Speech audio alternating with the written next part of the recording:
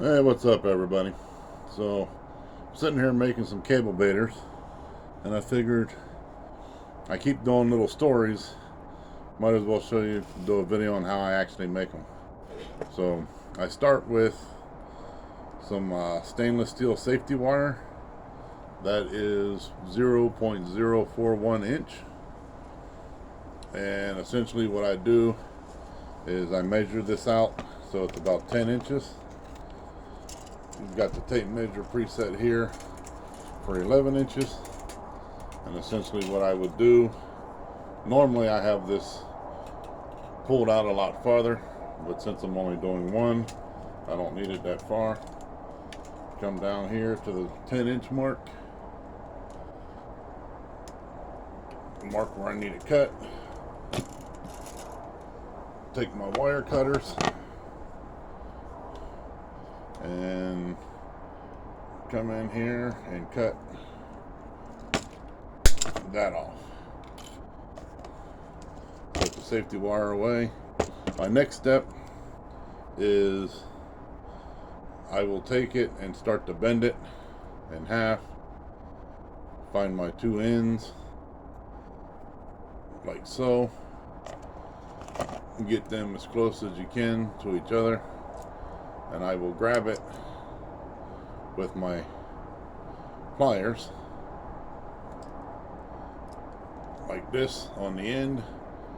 Then I would just fold it and bend it in half, and this will end up coming out wonky, but you can fix that in a later step. So I go from 10 inches of wire to a 5-inch wire. Get the little loop. After that, kind of grab your two ends, and I'm using a 5/0 Eagle Claw laser sharp O'Shaughnessy hook. I use those because they're a straight shank, but I come in, you see the bottom of the hook there. I will come in from the top of the hook here. You run both pieces of wire through the hook like so. You can see now I do mine. I bring the wire down so that it's about a 1/4 inch, give or take, past the point of the hook here. If I can get it to cooperate.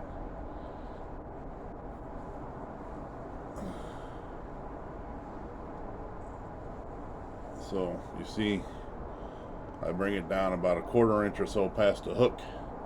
I hold that. I will pinch this piece down at the front. Now you can hold that by hand and twist that. I cheat. I have a pair of needle nose vice grips. Grab it like that. This gives me something to hold on to. And then I bring the wire from underneath. I bring it over the top and away from me. Essentially, if you're looking at that at 12 o'clock, the hook and the wire being 12 o'clock, I twist in a counterclockwise direction. Now, you want to keep your coils as tight as possible, because you want to keep your wire as straight as possible, because that gives you a tight coil. And you want to keep the coils as tight as possible, because a tight coil is a stronger connection than a loose coil. You get down about that far, you get that little bit of a tail end. I'll switch the vice grips to my left hand. I will grab that little bit of wire here with a pair of pliers, and I will continue to twist this wire around, if I can get a hold of it with the pliers. But you grab it with the pliers,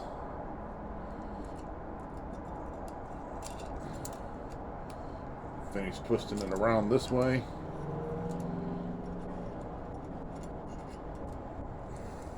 and again, the straighter you keep your wire and your pliers, the tighter your coils will be. See, that's a nice tight coil.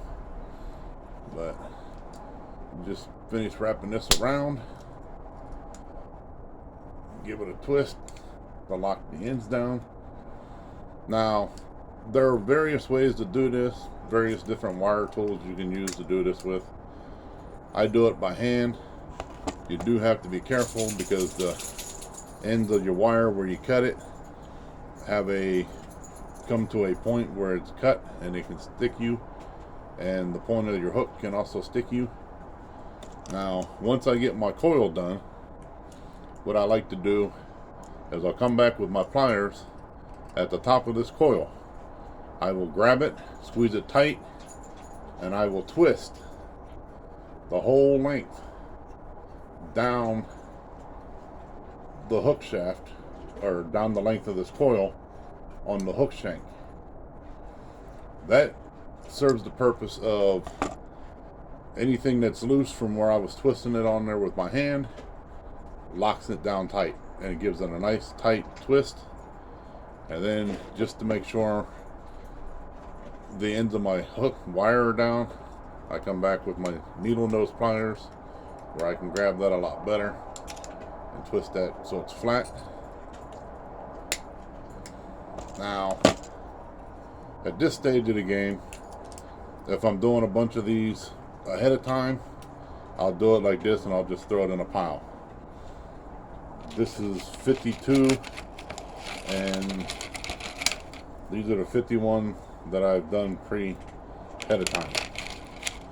The reason I do that is it gives me something to do later on at night, and I can just grab them and work on them.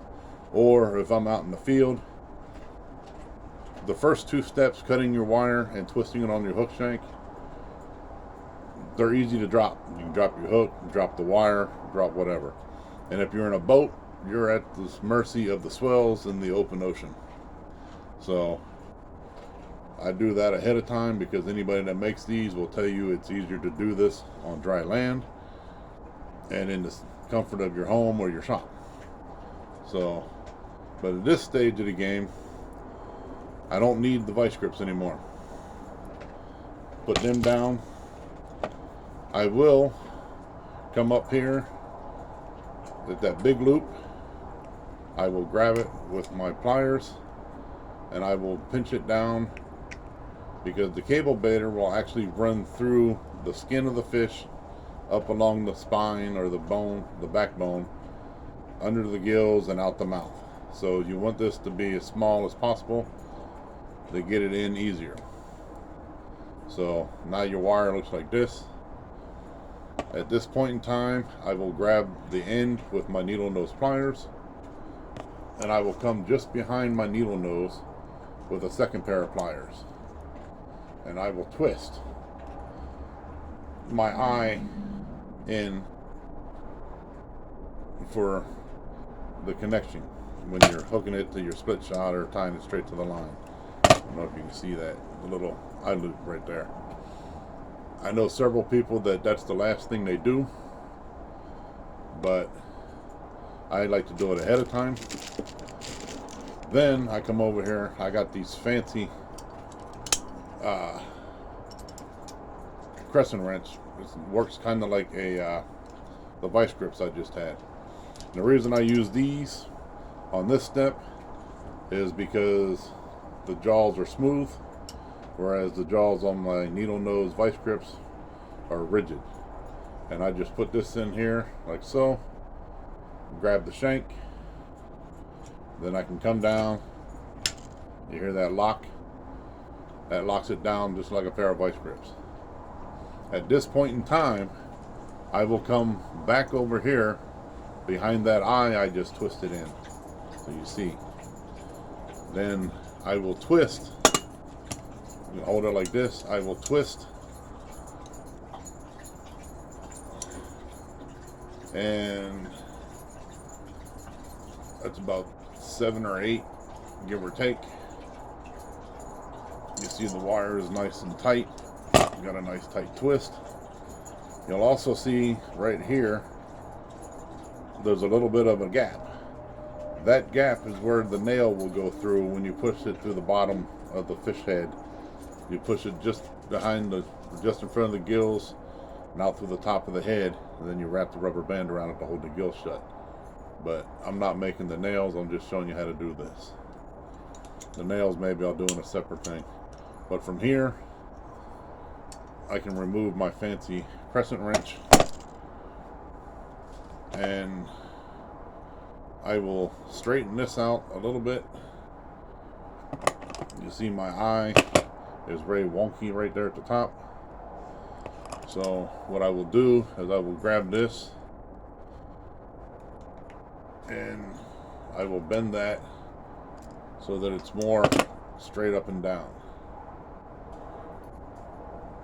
I like to do my eyes and my nail gap, as I call it, so that they lay sideways with the side of the hook when you push the hook in this way. My theory is you push the nail in, then you can turn your hook however down you want it. Some people do it so that the loop here for your eye is at the top of the hook shank. I think it's just personal preference. But from there, I will take a small flathead screwdriver. I will stick it in there.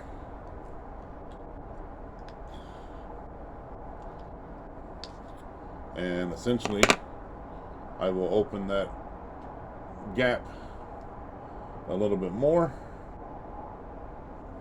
And that is one down, 51 to go.